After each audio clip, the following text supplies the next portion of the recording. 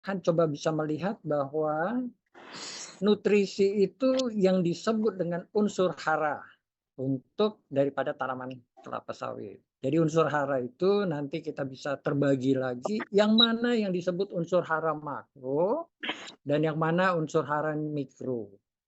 Jadi ini yang nanti akan kita coba bahas, ya. Termasuk nanti kita bisa melihat dari sisi mana kita mengatakan bahwa ini efisien pupuk ini. Nanti kan kita bahas di sini. Baik, kita mulai. Jadi kalau The Boster mencari satu jenis pupuk ya dengan formulasi 13.928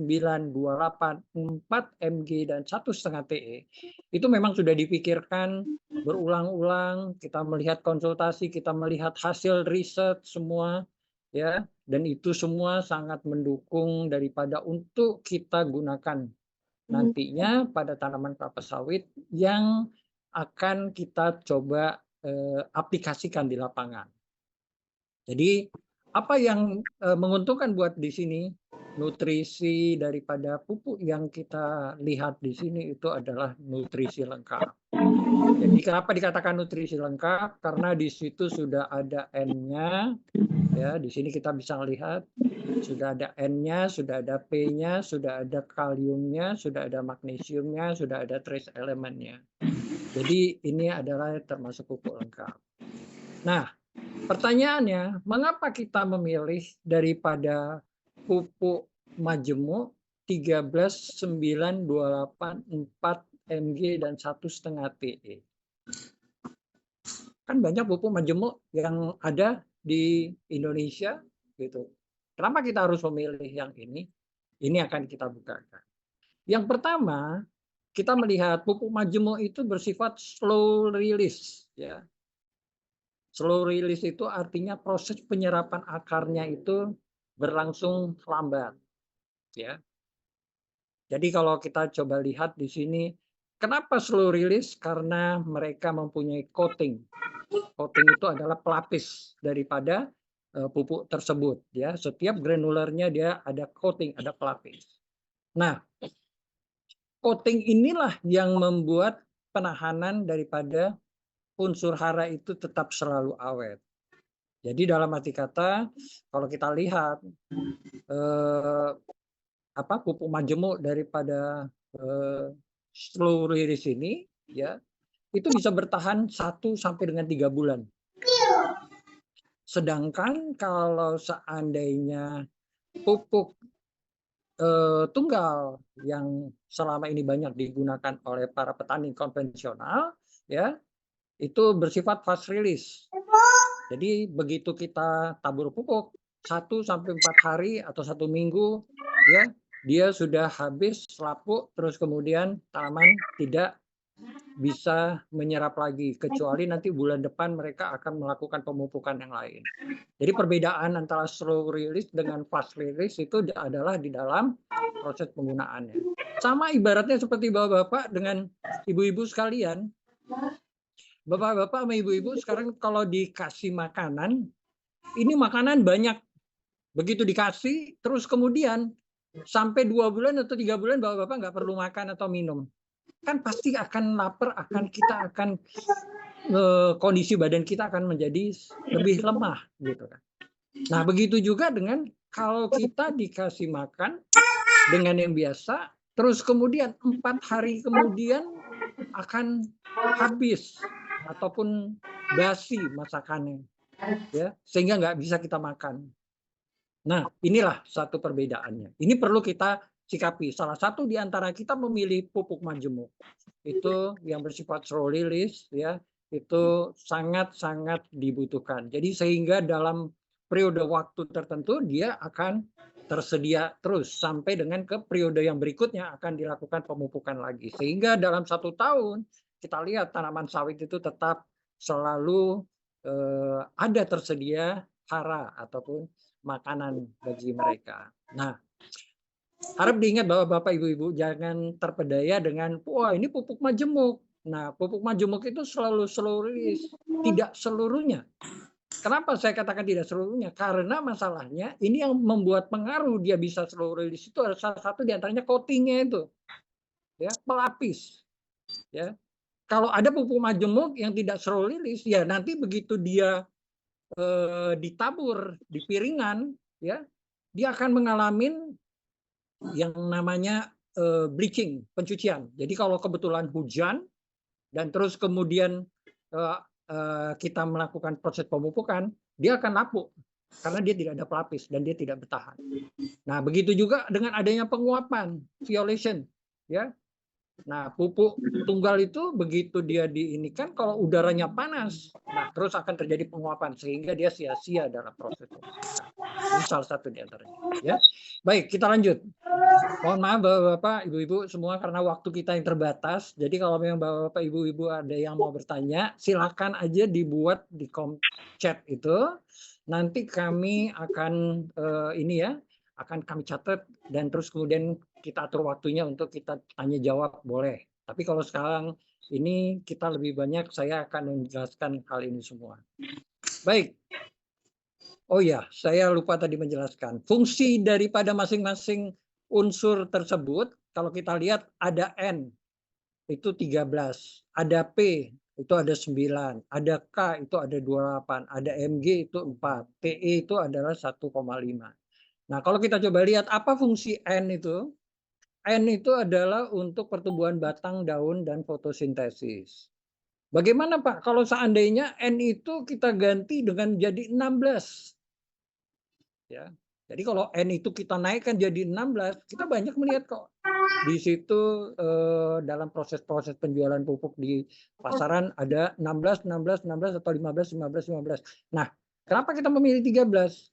Kalau kita naikkan di atas daripada 13 ya, maka konsentrasi pertumbuhan yang dilakukan oleh N itu adalah nanti dia membesarkan batang dan kanopi daun. Sedangkan kita tujuan memakai pupuk majemuk The Booster ini tujuannya adalah untuk tanaman yang menghasilkan. Jadi kalau tanaman menghasilkan itu adalah yang kita cari itu nanti adalah produksinya. Produksi daripada buah sawit yang selama ini mungkin sekian ton per hektar per tahun. Nah, dengan kita menggunakan pupuk majemuk ini akan lebih meningkat. Ya, ini tujuan kita. Jadi N-nya kita pilih 13 itu sudah mencukupin, ya. Nah, kemudian P itu adalah untuk pembentukan akar dan bunga. Ya. Jadi kalau seandainya P ini kita naikkan bagaimana? Sekarang kalau kita melihat pupuk itu kita naikkan fosfornya bukan mempengaruhi ke akar dan bunga atau tanaman, tapi kita melihat dari sisi efisiensinya. Ya.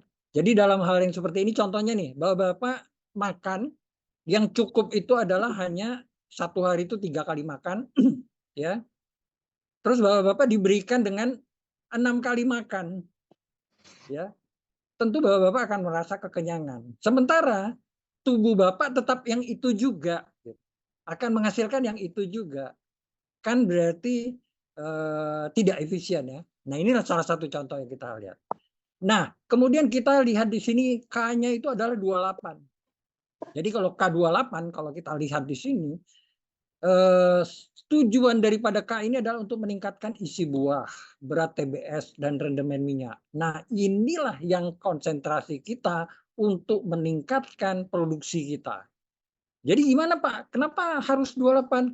Gimana kalau nggak seandainya kita buat 32 aja atau 34 atau 40 gitu. Nah, seperti yang tadi kita lihat, kalau umpamanya seandainya 28 kita tetapkan, itu lebih dari mencukupin dan bisa untuk meningkatkan daripada produksi TBS-nya, tandan buah sawit. Nanti kita bisa lihat contoh-contoh berikutnya.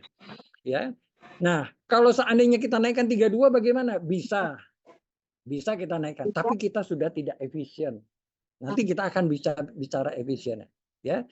Nah, Mg itu adalah membentuk klorofil. Jadi klorofil untuk daun ya tetap menghijau bagus. Nah, ini yang perlu kita jaga. Kenapa? Klorofil itu adalah melakukan suatu proses pemasakan yang menjadikan buah itu menjadi juga besar. Dan trace elemen itu adalah unsur-unsur mikro, ya. Unsur mikro itu sangat, walaupun dia namanya mikro kecil, tapi dia mempunyai satu fungsi yang cukup besar. Contohnya apa? Boron, kufrum, zinkum, ya. Jadi kalau seandainya kita kurang dari situ, maka tanah ini akan bersifat menjadi asam dan pH-nya akan menjadi turun. Nah, inilah yang perlu dinetralisir. Baik, kita lanjut. Nah, pupuk The Boster ya yang sekarang dibuat saat sekarang ini isi karungnya adalah dengan 25 kilo dengan NPK fertilizer 13928 4 mg 1,5 TE. Tadi saya sudah jelaskan kan kenapa kita memakai 13928 apa segalanya semua. Nah, spesifikasinya kita lihat di sini ada nitrogen 13%, 9%, 28, 4%, 1,5. Nah, mari kita coba lihat nih. Di sini kita melihat kalkulasinya.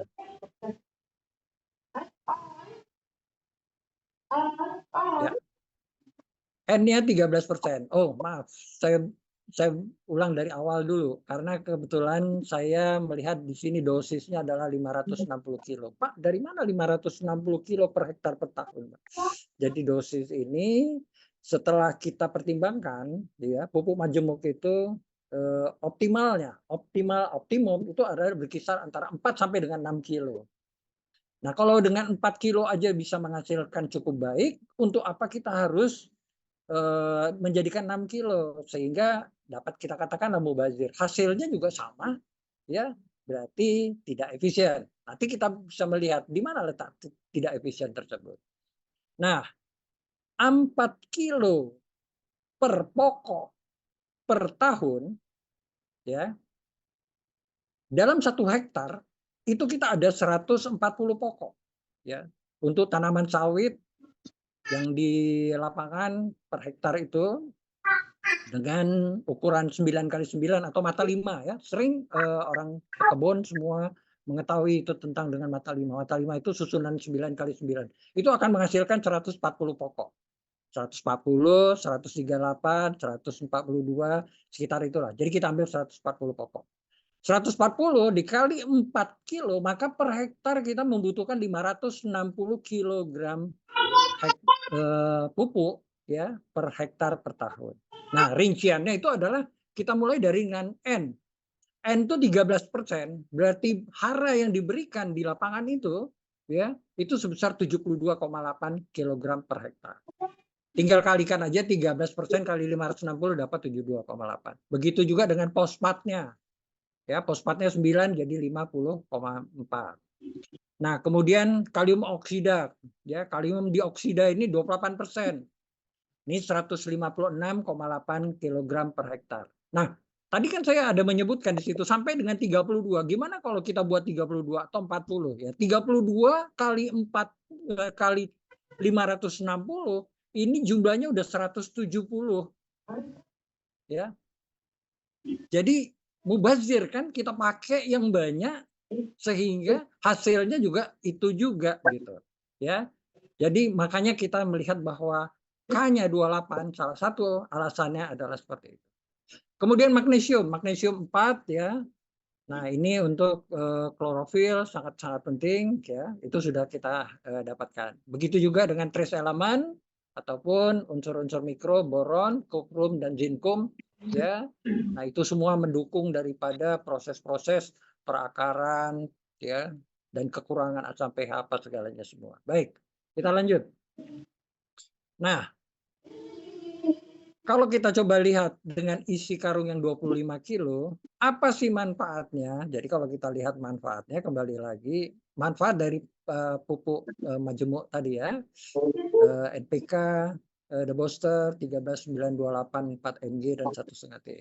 Inilah meningkatkan pertumbuhan tanaman, akar, udah pasti. Karena sumber makanan itu ada di dalam tanah, ya, dan perakaran inilah yang akan menyerap. Jadi kita memberikan pupuk yang berada di sekitar piringan ya ataupun dengan cara ditugal. Nah, itu karena memang pupuk daripada tanaman sawit ya itu berada di permukaan. Jadi dia berada di tanah yang topsoil. Tanah topsoil itu adalah di atas. Ya, itu berkisar antara 0 sampai dengan ke 10 cm itu tanah topsoil dan berikutnya baru tanah topsoil. Nah, tanah topsoil ini tanah yang berkurang untuk kandungan daripada mineralnya. Kemudian merangsang pembentukan tandan, meningkatkan berat ukuran, ya, dan kualitas daripada buah. Nah, tadi kita sudah lihat bahwa fungsi K itu adalah untuk memperbesar daripada buah sawit. Nah, ini bisa terlihat dalam gambar di sini ada intinya, ya, ada daging buah. Nah, daging buah dan inti itu akan menghasilkan rendemen minyak. Yang lebih mahal itu malah minyak yang dari inti, ya. Sementara kalau dagingnya juga itulah yang selama ini kita lihat minyak makan yang kita gunakan sehari-hari. Kemudian meningkatkan efisiensi penyerapan unsur hara. Nah, tadi kita sudah berbicara dengan self release. Kemudian meningkatkan ketahanan tanaman, ya, karena memang tanaman ini cukup lengkap dengan ketersediaan makanan sehingga tanaman ini menjadi sehat, ya. Jadi rekomendasi yang kita dapatkan untuk pupuk 13928 4 mg dan 1,5 TE, ya, The Booster 13928 4 mg dan 1,5 TE, itu kelebihannya adalah lebih ekonomis. Loh, di mana Pak lebih ekonomis? Nanti yang kita akan jelaskan dari sisi mana kita akan melihat ekonomisnya. Tapi kalau kita lihat di lapangan, ya, antara penerapan pupuk baik tunggal maupun majemuk, ya, itu ternyata lebih ekonomis yang pupuk majemuk. Kenapa? Karena pupuk tunggal itu terdiri dari 5 jenis, ya. Sedangkan pupuk majemuk itu 1 jenis, tapi sudah lengkap semua di situ. Dari yang 5 jenis tadi itu sudah menjadi 1. Itulah salah satu keuntungannya menggunakan pupuk The Booster 13928. Yang kedua, itu sangat cocok untuk yang tanaman berproduksi 20 sampai dengan 28 ton TBS per hektar per tahun. Ya. Jadi ini salah satu yang menjadi satu alasan. Nah, fokus kita untuk tanaman ini, ya, untuk pupuk ini itu adalah ke membangun daripada kanopi. Kanopi itu adalah pupuk-pupuk yang pelepah daunnya itu. Pelepah daun, nah itu perlu. Itu ada ketentuannya itu. Dalam satu batang itu mungkin ada kurang lebih sekitar 25 sampai dengan 30 pelepah daun. Nah, yang selebihnya nanti mereka akan dilakukan pelunasan. Kenapa? Ada strateginya. Nanti kita akan bicara untuk fisiologis daripada tanaman. Di sini saya belum membukakan fisiologis tanaman. Next, insya Allah kita ada waktu. Mungkin Pak Onar, ya, dan jajaran direksi semua menyiapkan untuk kelas khusus untuk membicarakan ini. Tujuannya apa? Tujuannya supaya bapak-bapak, ibu-ibu semua itu paham, ya, dalam waktu berbicara kepada petani. Kenapa? Kita bukan hanya berbicara untuk menjual pupuk, tapi kita harus bisa mencari solusi bagaimana meningkatkan produksi daripada petani. Itu mindset yang nanti akan kita lakukan. Nah, nanti akan kita masuk ke kelas khusus. Baik, berikutnya. Ini kita yang akan masuk ini. Sekarang kita masuk yang disebut dengan agronomic efficiency. Bapak-bapak, ibu-ibu bisa lihat di sini, ya. Dengan pupuk 560 kg, tadi kan saya sudah katakan 560 itu untuk 1 hektar per tahun, ya. Ya, itu bisa menghasilkan rata-rata 28 ton TBS per hektar per tahun. Itu umumnya, itu berdasarkan dari data. Nanti saya lihatkan data itu. Data itu bukan hanya saya buat, tapi berdasarkan riset dari PPKS, ya, Pusat Penelitian Kelapa Sawit di Medan. Nah, ini kita ambil datanya. Kita katakan peningkatan yang dihasilkan dari pemupukan tersebut dari sebelumnya itu bisa meningkat sampai dengan 4 ton. Ya. 4 ton per hektar per tahun. Jadi 4 ton itu kalau kita lihat di sini berarti sama dengan 4.000 kilo. Dengan 4.000 kilo, pupuk yang kita gunakan berapa tadi? 560. Maka AE-nya atau agronomic efficiency-nya di situ kita lihat 7,2. Jadi 7,2 kg TBS per kilogram pupuk. Pengertiannya, interpretasi itu pengertiannya. Pengertiannya di sini adalah 1 kilo pupuk majemuk, ya, itu akan menghasilkan 7,2 kg TBS. Sehingga kita sudah tergambar kan, untuk kita investasi pupuk ya tidak ada masalah karena dia akan meningkatkan TBS. Ya. Nah, ini di sini sebagai acuannya ya. Kita bisa lihat AE di bawah daripada 5 itu kita katakan kurang efisien ya. Ini berdasarkan data ya. Ini kemudian AE-nya 5 sampai dengan 7 itu kategorinya adalah baik. Dan AE lebih besar dari 7 inilah yang sangat baik. Jadi kalau kita lihat dengan pemakaian pupuk ini akan meningkatkan hasil 4 ton ya, dapat AE-nya 7,2 itu berarti sangat baik ya. Nah, sekarang berapa Pak hampir rata-rata peningkatan pupuk itu? Peningkatan pupuk itu antara 3 ton sampai dengan 6 ton. Nanti kita lihatkan data juga. Saya sampaikan ke Bapak nanti di belakang ada ya datanya. 3 sampai dengan 6 ton. Kita nggak mau pakai yang 3 ton. Kita nggak mau pakai yang 6 ton. Kita ambil yang 4 ton aja. 4 ton per hektar per tahun adanya peningkatan dengan penggunaan pupuk tersebut. Ya. Nah, sekarang saya kasih gambaran kepada Bapak-Bapak semua. Pupuknya yang kita gunakan 560 kita naikkan. Wah, saya punya banyak duit nih. Ya. Saya naikkan menjadi 1 ton. 1 ton atau 1000 kilo. Ya. Hasilnya berapa? Hasilnya cuma tetap 4 ton. 4 ton dibagi 1000 berapa? 4000 dibagi 1000 berapa? 4 AE-nya. Sekarang saya tanya Bapak-Bapak, AE-nya 4 bagus atau tidak? Jelas kan di sini kurang efisien. Nah, ini salah satu gambaran pupuk kita tingkatkan beli banyak belum tentu dia efisien, ya. Begitu juga sekarang kalau saya katakan pada Bapak semua, kita pakai pupuk 560 kilo nih, ya. Hasil dalam peningkatannya per hektar per tahun, peningkatannya cuma 1 ton. Ya. 1 ton itu berarti kurang lebih sekitar 1000 kilo. 1000 dibagi 560 itu cuma 1,8. Sekarang saya tanya Bapak-Bapak, AE-nya 1,8 itu bagus atau kurang efisien? Kurang efisien. Nah, itu nanti akan kita benahi.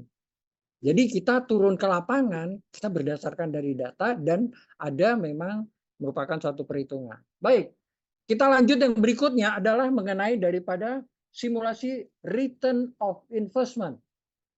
Ya, itu pengembalian modal.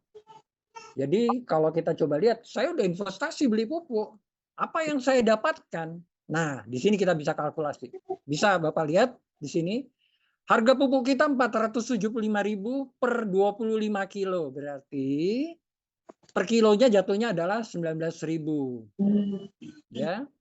Kemudian harga TBS di sini kita ambil 3.000 per kilo. Ya. Kalau Bapak-bapak sekarang buka Google, ya, Bapak bisa lihat di situ harga TBS ya hari ini di Riau. Harganya itu 3.800 atau 3.900 per kilo. Kita ambil 3.000 aja.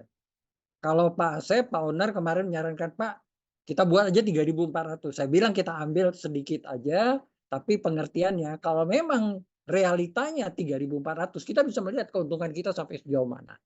Baik, sekarang pupuk yang kita gunakan 560 kilo. 560 kilo kali 19.000 kan harga pupuk kita 19.000 per kilo. Berarti kita sudah investasi 10.640.000 per hektar per tahun. Per hektar ya. Nah, kemudian kita lihat dari pendapatan 4.000 atau 4 ton tersebut ada peningkatan. Ya, 4 ton kali 3.000 berarti 12 juta per hektar per tahun.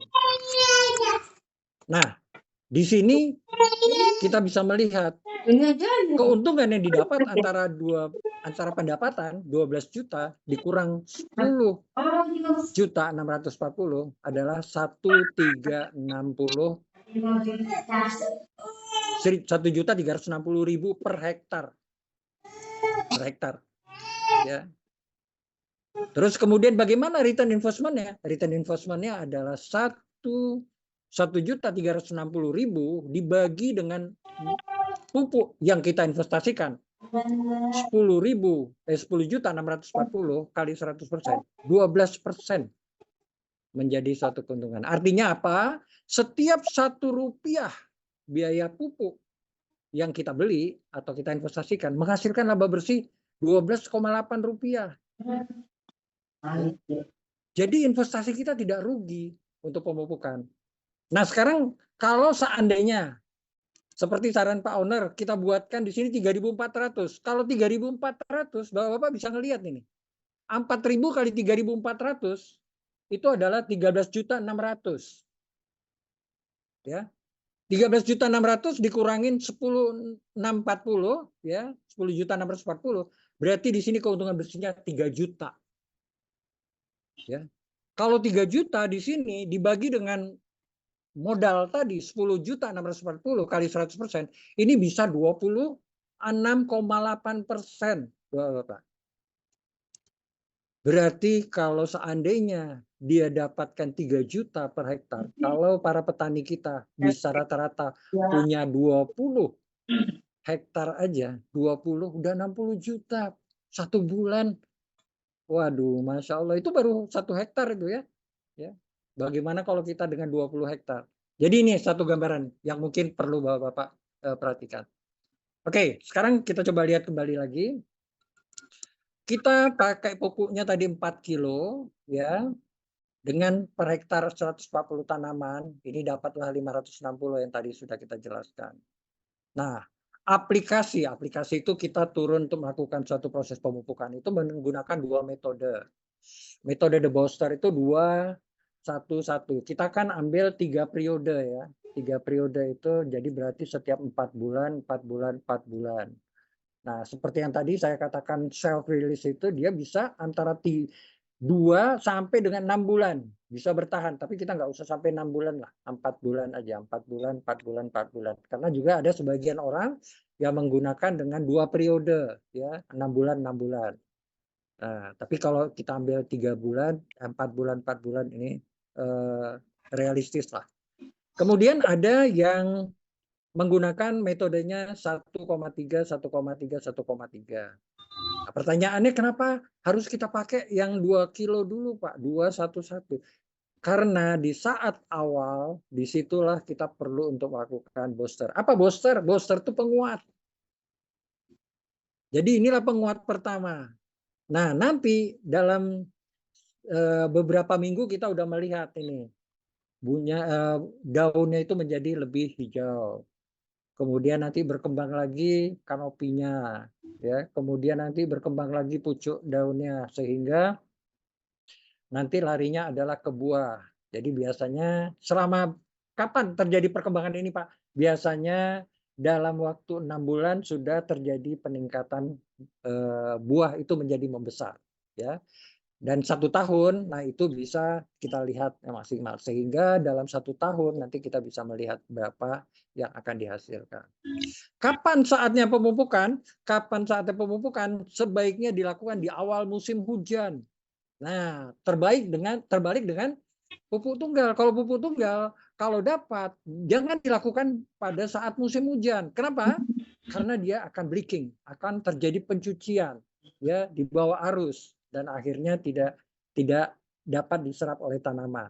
Kalau kita malah baiknya di musim hujan. Kenapa di musim hujan? Disitulah dia akan terserapnya daripada pupuk-pupuk yang berada di atas itu untuk bisa masuk ke dalam ketersediaan hara di tanah. Ya. Nah, periode 4 bulan berikutnya sebaiknya memang dilakukan di saat adanya hujan. Musim hujan lebih bagus. Jadi kita tidak ada takut kalau memang penghujan. Asal jangan penghujan lebat karena itu nanti akan menggerus daripada apa yang sudah kita pupuk nanti terbawa arus akhirnya tidak tersedia di dalam lingkaran daripada piringan tersebut. Baik, Bapak-bapak, Ibu-ibu semua sekalian. Mari kita coba lihat ini berapa biasanya target panen sawit yang realistis per bulan. Per tahun ya, per tahun.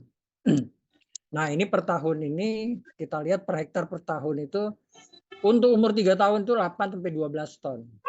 Kalau 12 ton itu coba ya.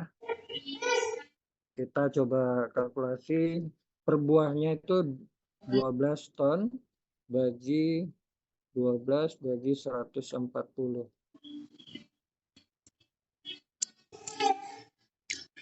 Jadi buat TBS itu kira-kira beratnya sekitar 7 kilo, jadi masih kecil, ya. 4-5 tahun itu akan lebih cepat naik dan itu bisa menjadi 15 sampai 20 ton. Nah, umur 6 sampai dengan 10 tahun itu bisa berkisar antara 22 sampai dengan 30 ton. Nah, puncak produksi itu adalah umur 5 sampai dengan 12 tahun, ya, sampai ke 15 tahun. Nah, tanaman sawit bisa berproduksi sampai kapan? Ya bisa sampai dengan 25, tapi dari 20 itu sudah terjadi satu proses penurunan, ya, produksi. Sehingga disitulah kita perlu replanting atau mengganti tanaman yang baru. Kenapa? Karena kita akan lebih banyak melakukan satu proses pembiayaan daripada hasil yang didapatkan. Karena dia akan menghasilkan di bawah daripada 15 ton. Ya. Baik, Bapak Ibu semua, mari coba kita lihat ini adalah data perbedaan hasil antara pupuk tunggal dengan pupuk majemuk, ya, yang dikeluarkan oleh PPKS, ya, Pusat Penelitian Kelapa Sawit di Medan, ya. Ini untuk kebun Bukit Sentang Sumatera Utara yang kita lihat di sini. Ini kenaikannya selisihnya 2,2 ton, 0,9 ton, 3,5 ton, ya. Nah, ini adalah untuk yang di kebun Sumatera Utara. Jadi perbedaan majemuknya itu pasti akan lebih ini, ya. Kemudian kalau kita lihat di kebun yang di bawah ini yang di tengah, ya. Yang di tengah ini adalah yang di Kalimantan. Di sini kita bisa melihat selisihnya ada kurang lebih sekitar 4 ton, ada yang selisihnya 3 ton, ada yang selisihnya 2 ton, ada yang selisihnya 3 ton. Nah, yang paling bawah di kebun Sarawak Kalimantan, di sini kita bisa melihat dari 16 ton naik menjadi 26,5 ton. Berarti kita bisa melihat di sini penggunaan pupuk majemuk, ya, itu bisa menaikkan sampai dengan 10 ton per hektar per tahun, ya. Nah, ini artinya apa? Bahwa pupuk majemuk itu memang sangat-sangat mendukung untuk produksi. Nah, kita kembali lagi nih perbedaan antara pupuk medium reguler yang banyak digunakan petani konvensional dengan pupuk premium. Saya mungkin hanya secara garis besar aja menunjukkan potensi produksi. Karena kita hanya coba melihat dari sisi ini. Yang lainnya semua udah pasti. Proses penyerapan harinya masih lebih baik daripada yang di pupuk premium. Ya. Kemudian daripada kehilangan unsurnya ataupun bleaching, ya. Kemudian frekuensi pemupukan yang lebih sering. Nah, karena dia menggunakan 5 jenis pupuk yang masing-masing jenis itu harus 1 kali pemupukan. Jadi 1 waktu. Sementara kita dari 5, bukan 5 lagi ya, banyak ya, 8 jenis pupuk yang menjadi 1. Itulah yang disebut dengan pupuk premium. Udah itu coating. Nah, hasil produksinya di sini kita bisa lihat hasil produksinya untuk yang pupuk medium atau reguler di sini adalah 20 sampai dengan 24 ton. Ya, TBS per hektar per tahun. Kalau 24 ton itu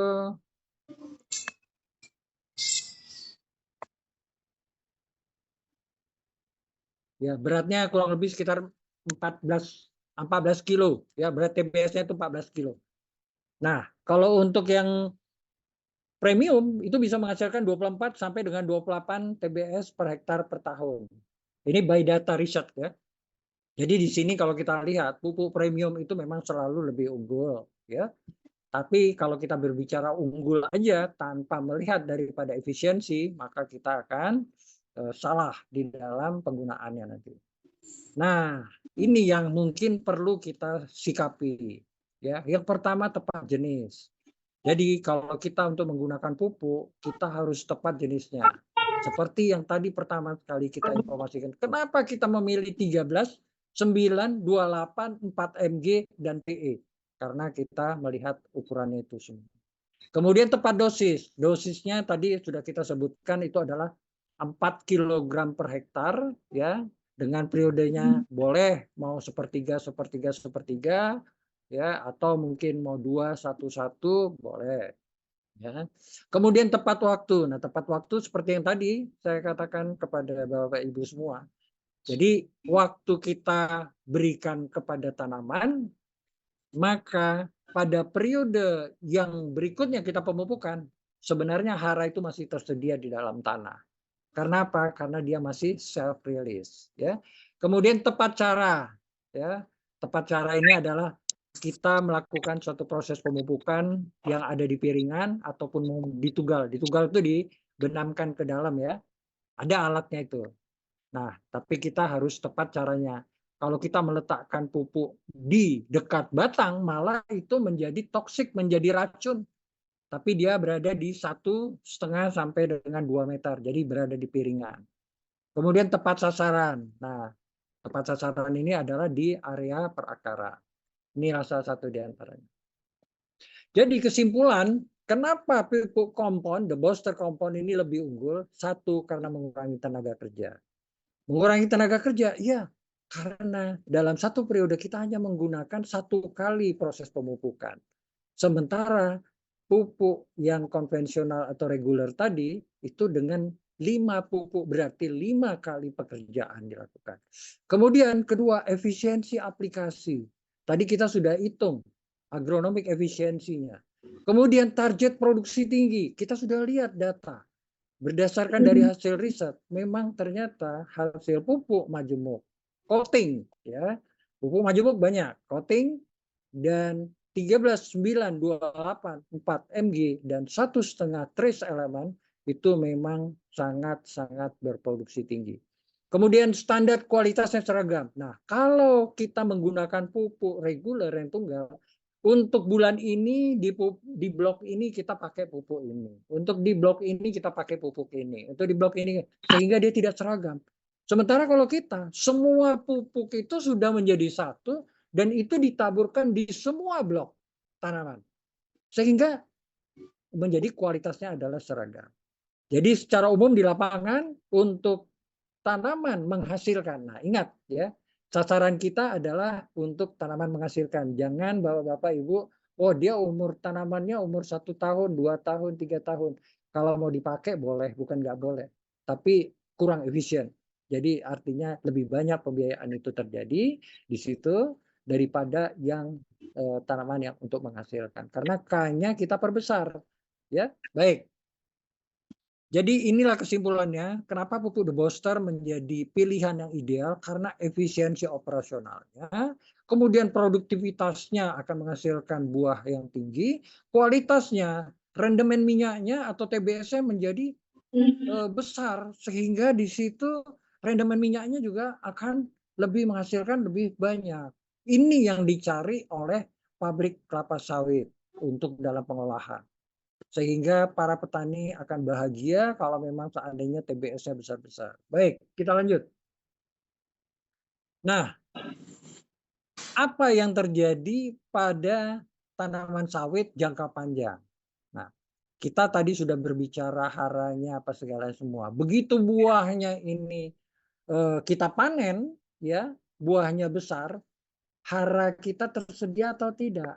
Kalau hara kita tidak tersedia atau tidak kita berikan pupuk lagi berikutnya, sudah waktunya, maka tanaman itu akan menjadi kurang sehat, ya. Karena apa? Karena tanah daripada kesuburan tanahnya itu menjadi hilang. Nah, ini yang harus perlu kita perhatikan. Jadi dampaknya terhadap makanan itu mulai dari ketersediaan hara, kemudian penyerapan yang dilakukan oleh nutrisi berkurang karena memang tidak kita pupuk, kemudian menjadi pertumbuhan melambat, dan akhirnya menjadikan produksi TBS itu akan menjadi lebih mengecil.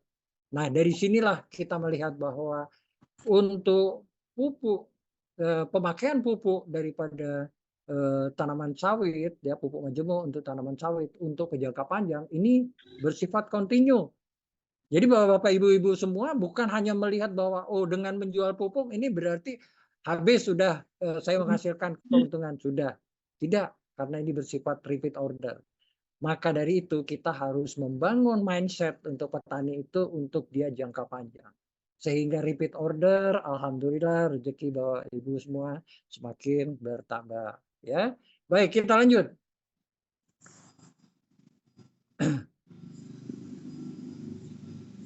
Unsur hara tadi sudah saya jelaskan apa unsur hara N, apa P, apa kalium, apa magnesium, apa kalsium, semua itu sudah kita informasikan ya.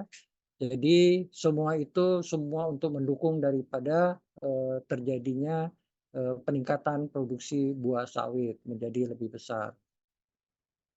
Nah, sekarang kalau tadi kita sudah berbicara tentang pupuk yang unggul, pupuk majemuk yang unggul, terus kemudian apakah pasti Pak akan menghasilkan yang baik? Belum tentu. Jadi pupuk yang bagus pun sekalipun itu belum tentu akan menghasilkan kualitas produksi yang bagus. Kenapa? Karena masih tergantung daripada kondisi tanah dan daun. Kenapa tanah dan daun? Tanahnya itu barangkali bisa tidak tersedia daripada unsur mikroorganisme yang ada di dalam tanah atau ketersediaan hara yang di dalam tanah. Ya, nah kalau kita coba lihat dari sisi penelitian, ya tentu kita harus mengambil sampel tanah, ya dan juga kita bisa melihat daunnya itu kok menguning. Nah begitu menguning kita ambil sampel daun, tapi mungkin itu kan berbiaya. Jadi kita sebenarnya bisa melihat secara visual, tapi belum tentu pas ya, bahwa tanah ini atau tanaman ini akan kekurangan pupuk, ya itu bisa dilihat dari bentuk daripada batang tanaman dan juga buah dan juga daun. Kalau daunnya menguning, buahnya mengecil, ya atau yang sering kita dengar itu ada buah landa apa segalanya semua. Itu berarti tanaman ini kurang sehat dan itu sudah pasti ketersediaan hara. Nah, kalau kita menggunakan pupuk yang bagus, ternyata di situ tanah itu bersifat asam, ya tentunya ini akan berdampak terhadap hasil juga. Disinilah kita telah menyiapkan decomposer Agrophos ya 14 ya. Nah ini decomposer ini itu adalah pupuk pembenah tanah ya. Tadi yang kita ceritakan semua hasilnya itu adalah kita anggap itu merupakan suatu tanah mineral ya. Jadi tanah itu ada berjenis-jenis, satu ada tanah mineral, ada yang kedua itu adalah tanah kompos ya. Tanah gambut ya. Maaf, tanah gambut. Ada yang tanah berpasir ya. Nah, tanah mineral itu yang agregat tanahnya, topsoil dan subsoilnya itu bagus.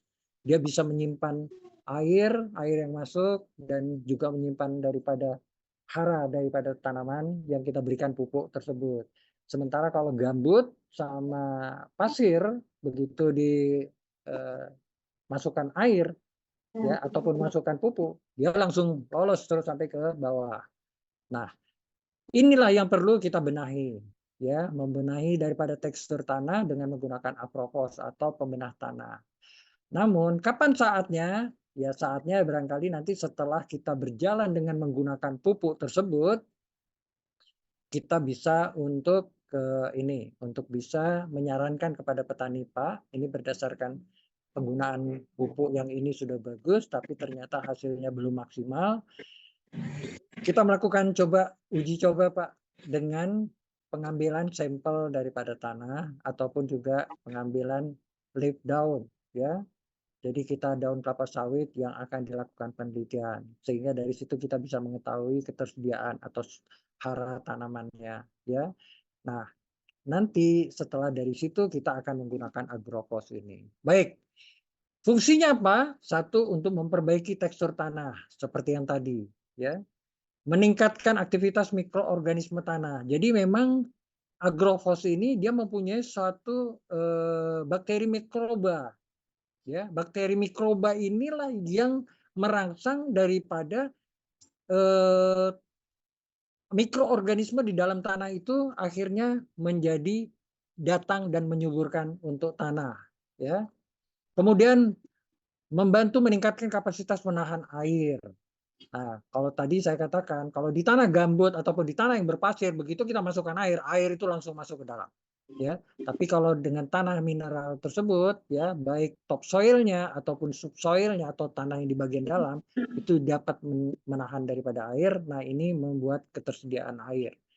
Mendukung pertumbuhan akar dan efisiensi, meningkatkan hasil panen. Nah, kalau memang tanahnya sudah bagus, ya, apalagi kita menggunakan pembenahan tanah agrofos tersebut, maka insya Allah ya dengan pupuk yang bagus dan pembenahan tanah yang bagus itu akan menghasilkan yang bagus. Nah, nanti kalau kita lihat agronomi efisiensinya udah pasti karena dia akan meningkat, ya.